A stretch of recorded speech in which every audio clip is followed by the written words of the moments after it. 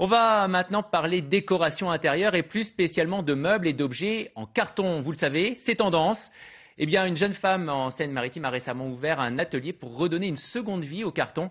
Et chaque semaine, elle organise des stages pour transmettre son savoir-faire. Christiane Blancherie et Jean Letellier l'ont rencontrée dans son atelier de Montcovert, près de Clères. Tiens, voilà des cartons en visite. Pour Catherine, il s'agit là d'un véritable trésor. Des cartons souples, des rigides, à double cannelure, une matière précieuse dont elle raffole et qu'elle transforme en meubles dans l'atelier qu'elle a ouvert en 2011. Vous dites que le carton vous parle. Dans quelle mesure? C'est-à-dire, en fait, quand on commence à couper le carton, on entend quand on est encore sur l'épaisseur du carton ou quand on arrive en fait au tapis de coupe. Tout simplement. Et c'est vrai que c'est une habitude.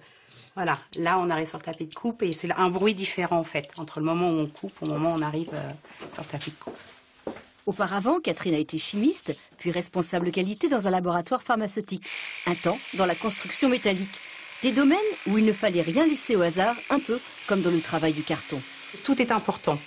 La forme, la découpe des gabarits, la découpe des silhouettes, la découpe des cartons. Si les coupes ne sont pas droites, s'il manque 1 millimètre ou 2 millimètres, en fait ça se verra au niveau de la finition. L'objet ou le meuble ne sera pas parfait. Patience, précision, technique, arrive enfin le moment où l'imagination peut prendre le relais. Donc là, la structure en effet en carton est terminée. Donc on peut passer à la décoration. Donc soit on peut choisir de peindre avec toutes les peintures acryliques, donc acrylique à base d'eau, soit avec des papiers. Alors on a toutes sortes de papiers.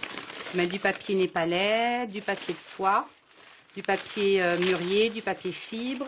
Et donc, en fait, on peut décorer vraiment selon ses envies, selon sa créativité et en fonction de son intérieur. Certaines pièces demandent jusqu'à 50 heures de travail et on finit par oublier la matière initiale.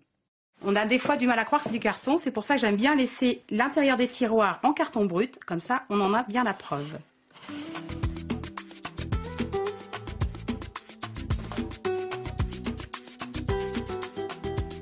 Qu'est-ce qui vous plaît, vous, dans ce matériau, le carton ? Parce que le carton, à la base, n'est pas un matériau qui est noble, mais pourtant, on peut en faire tout ce que l'on veut. C'est très confortable, très maniable et en plus très solide. Solide, léger, recyclage oblige, Catherine pense que c'est là le mobilier de l'avenir.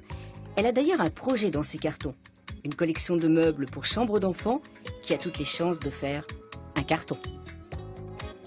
Voilà, et sachez que son prochain stage est programmé de mardi à jeudi prochain.